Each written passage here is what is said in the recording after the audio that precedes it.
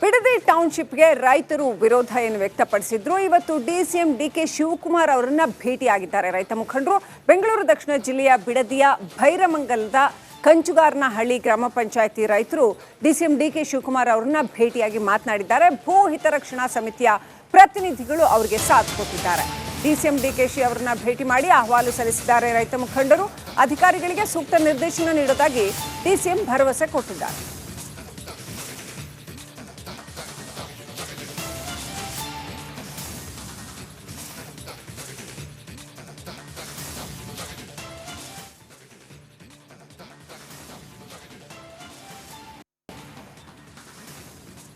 ಇನ್ನಷ್ಟು ಅಪ್ಡೇಟ್ ಪಡ್ಕೊಳ್ಳೋಣ. ಪ್ರತಿನಿಧಿ Basavaraj live connect ಆಗಿದ್ದಾರೆ. ಬಸವರಾಜ್, ಡಿಕೆ ಶಿವಕುಮಾರ್ ಅವರು ಏನಂತ ಭರವಸೆ ಕೊಟ್ಟರು? ಈಗ ತಮ್ಮ ಭೂಮಿಗೆ ಹೆಚ್ಚಿನ ಬೆಲೆ ಬೇಕು ಅಂತ ಅವರು ಕೇಳಿದ್ರು. ಅಷ್ಟೇ ಅಲ್ಲ, ಕೃಷಿ ಭೂಮಿಯನ್ನು ಕೊಡೋದಿಲ್ಲ ಅನ್ನುವಂಥದ್ದು, ಹೀಗೆ ಸಾಕಷ್ಟು ಅಬ್ಜೆಕ್ಷನ್ಸ್ ಇದ್ವು. ಏನು ಮಾತುಕತೆ ನಡೀತು?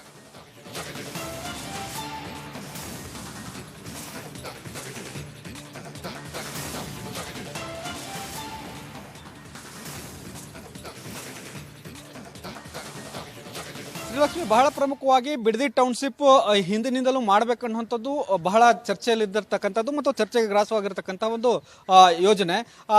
ಈ ಒಂದು ಯೋಜನೆ ಈಗ ಡಿಸಿಎಂ ಡಿಕೆ ಶಿವಕುಮಾರ್ ಅವರು ಪೂರ್ಣ ಮಾಡಬೇಕು ಅನ್ನುವಂಥ ನಿಟ್ಟಿನಲ್ಲಿ ಈಗಾಗಲೇ ಕ್ಯಾಬಿನೆಟ್ ಅಪ್ರೂವಲ್ ಅನ್ನು ತೆಗೆದುಕೊಂಡು ಭೂಮಿಯನ್ನು ಸ್ವಾಧೀನ ಮಾಡುವಂಥ ನಿಟ್ಟಿನಲ್ಲಿ ಒಂದಷ್ಟು ಕ್ರಮಗಳನ್ನು ತೆಗೆದುಕೊಳ್ತಾ ಇದ್ದಾರೆ. ಆದರೆ JDS ನಾಯಕರಾಗಿರ್ತಕ್ಕಂತಹ ಕುಮಾರಸ್ವಾಮಿ ಅವರು ಮತ್ತು ದೇವೇಗೌಡರು ಈ ಒಂದು ಯೋಜನೆಗೆ ವಿರೋಧವನ್ನು ವ್ಯಕ್ತಪಡಿಸ್ತಾ ಇದ್ದಾರೆ.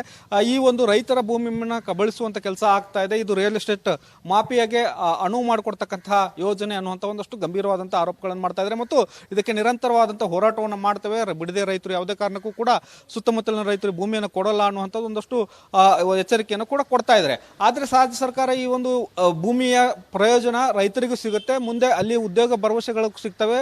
ಒಂದು ಯೋಜನೆ ಸಫಲವಾದರೆ ಆ ನಿರುದ್ಯೋಗ ಯುವಕರಿಗೆ ಒಂದು ಯೋಜನೆಗೆ ಯುವಕರಿಗೆ ಕೆಲಸಗಳು ಸಿಗ್ತವೆ ಅನ್ನುವಂಥ ಒಂದಷ್ಟು ಮಾತುಗಳನ್ನ ಹೇಳ್ತಾ ಇದೆ. ಮತ್ತು ಇದು ಕುಮಾರಸ್ವಾಮಿ ಅವರ CM ಆಗಿದ್ದಂಥ ಸಂದರ್ಭದಲ್ಲಿ ತಂದಂಥ ಯೋಜನೆ, ಇದನ್ನ ಕಾಂಗ್ರೆಸ್ ಸರ್ಕಾರದಲ್ಲ, ಅದನ್ನ ಅನುಷ್ಠಾನ ಮಾಡ್ತಾ ಇರ್ತಕ್ಕಂಥದ್ದು ಕಾಂಗ್ರೆಸ್ ಸರ್ಕಾರ ಅಷ್ಟೇ ಅನ್ನುವಂಥ ಒಂದಷ್ಟು ಸಬೂಬನ್ನು ಕೊಡ್ತಾ ಇದ್ದಾರೆ. ಹೀಗಾಗಿ ಅಲ್ಲಿ ಒಂದಷ್ಟು ಪರ ವಿರೋಧದ ಚರ್ಚೆ ಈ ಹಿಂದಿನಿಂದಲೂ ನಡೀತಾನೆ ಇದೆ.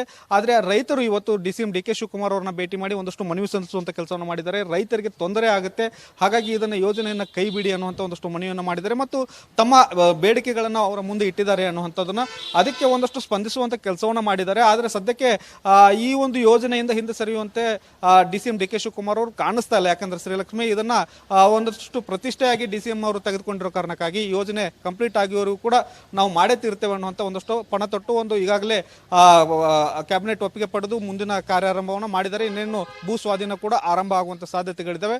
ಇದು ವಿರೋಧ ಪರದ ಚರ್ಚೆ ಆದಂತ ಸಂದರ್ಭದಲ್ಲಿ ಇನ್ನಷ್ಟು ರಾಜಕೀಯ ತಿರುವುಗಳನ್ನು ಪಡೆಯುವಂತ ಸಾಧ್ಯತೆಗಳು ಗೋಚರಿಸ್ತಾ ಇದ್ದಾವೆ. Srilakshmi, okay, thank you Basavaraj ಡೀಟೇಲ್ಸ್ಗಾಗಿ. ಬಿಡದಿ ಟೌನ್ಶಿಪ್ಗೆ ರೈತರು ವಿರೋಧ ಏನು ವ್ಯಕ್ತಪಡಿಸಿದ್ರು. ಇವತ್ತು ಡಿಸಿಎಂ ಡಿಕೆ ಶಿವಕುಮಾರ್ ಅವರನ್ನ ಭೇಟಿಯಾಗಿದ್ದಾರೆ ರೈತ ಮುಖಂಡರು. ಬೆಂಗಳೂರು ದಕ್ಷಿಣ ಜಿಲ್ಲೆಯ ಬಿಡದಿಯ ಭೈರಮಂಗಲದ ಕಂಚುಗಾರನಹಳ್ಳಿ ಗ್ರಾಮ ಪಂಚಾಯಿತಿ ರೈತರು ಡಿಸಿಎಂ ಡಿಕೆ ಶಿವಕುಮಾರ್ ಅವರನ್ನ ಭೇಟಿಯಾಗಿ ಮಾತನಾಡಿದ್ದಾರೆ. ಭೂ ಹಿತರಕ್ಷಣಾ ಸಮಿತಿಯ ಪ್ರತಿನಿಧಿಗಳು ಅವರಿಗೆ ಸಾಥ್ ಕೊಟ್ಟಿದ್ದಾರೆ. ಡಿಸಿಎಂ ಡಿಕೆಶಿ ಅವರನ್ನ ಭೇಟಿ ಮಾಡಿ ಅಹವಾಲು ಸಲ್ಲಿಸಿದ್ದಾರೆ ರೈತ ಮುಖಂಡರು. ಅಧಿಕಾರಿಗಳಿಗೆ ಸೂಕ್ತ ನಿರ್ದೇಶನ ನೀಡುವುದಾಗಿ ಡಿಸಿಎಂ ಭರವಸೆ ಕೊಟ್ಟಿದ್ದಾರೆ.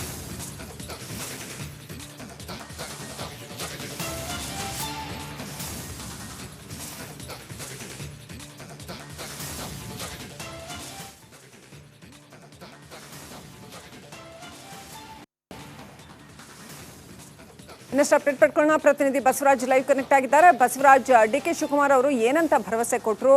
ಈಗ ತಮ್ಮ ಭೂಮಿಗೆ ಹೆಚ್ಚಿನ ಬೆಲೆ ಬೇಕು ಅಂತ ಅವರು ಕೇಳಿದ್ರು. ಅಷ್ಟೇ ಅಲ್ಲ, ಕೃಷಿ ಭೂಮಿಯನ್ನು ಕೊಡೋದಿಲ್ಲ ಅನ್ನುವಂಥದ್ದು, ಹೀಗೆ ಸಾಕಷ್ಟು ಅಬ್ಜೆಕ್ಷನ್ಸ್ ಇದ್ವು. ಏನು ಮಾತುಕತೆ ನಡೀತು?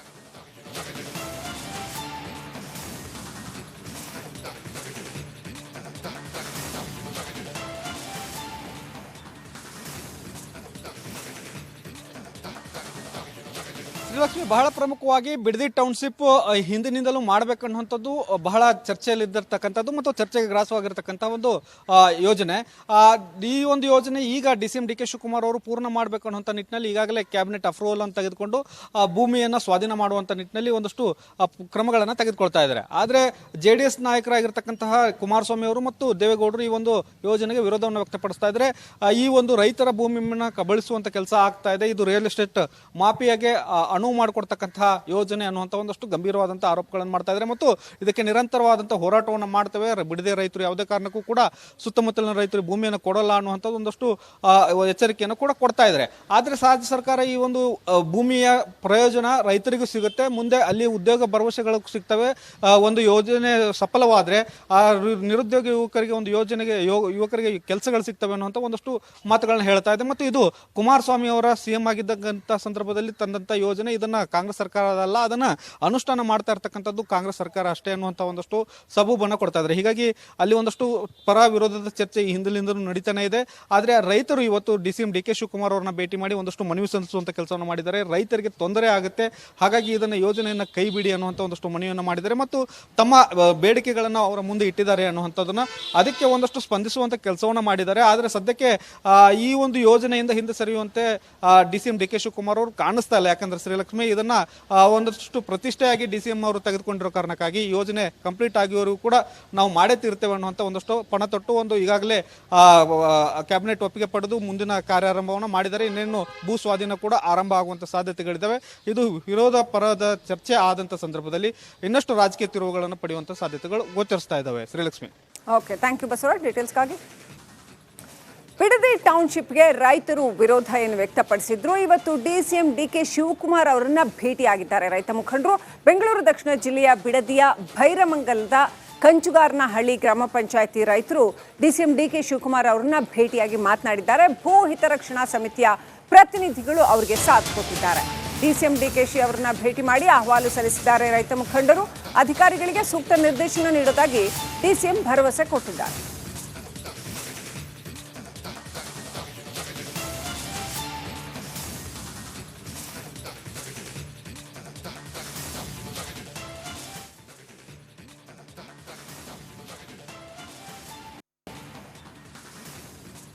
ಇನ್ನಷ್ಟು ಅಪ್ಡೇಟ್ ಪಡ್ಕೊಳ್ಳೋಣ. ಪ್ರತಿನಿಧಿ ಬಸವರಾಜ್ ಲೈವ್ ಕನೆಕ್ಟ್ ಆಗಿದ್ದಾರೆ. ಬಸವರಾಜ್, ಡಿ ಕೆ ಶಿವಕುಮಾರ್ ಅವರು ಏನಂತ ಭರವಸೆ ಕೊಟ್ಟರು?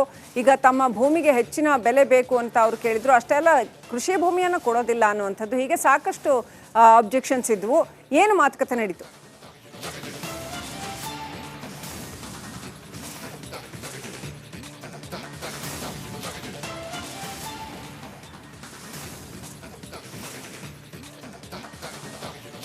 ಶ್ರೀಲಕ್ಷ್ಮಿ, ಬಹಳ ಪ್ರಮುಖವಾಗಿ ಬಿಡದಿ ಟೌನ್ಶಿಪ್ ಹಿಂದಿನಿಂದಲೂ ಮಾಡಬೇಕನ್ನುವಂಥದ್ದು ಬಹಳ ಚರ್ಚೆಯಲ್ಲಿದ್ದಿರ್ತಕ್ಕಂಥದ್ದು ಮತ್ತು ಚರ್ಚೆಗೆ ಗ್ರಾಸವಾಗಿರ್ತಕ್ಕಂಥ ಒಂದು ಯೋಜನೆ.